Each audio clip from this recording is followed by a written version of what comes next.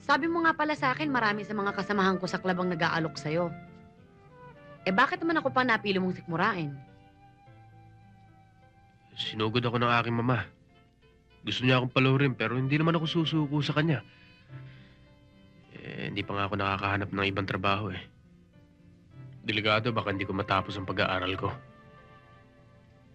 Naisip ko, tatanggapin ko na lang yung alok mo sa akin. Pero ilista na lang natin lahat ng gagastusin mo sa akin. Pagkatapos babayaran kita pagka kumikita na ako. Bakit mo ba iniisip na utang ang itutulong ko sa'yo? Samantalang, tuturuan mo naman akong humarap sa isang lalaking disente.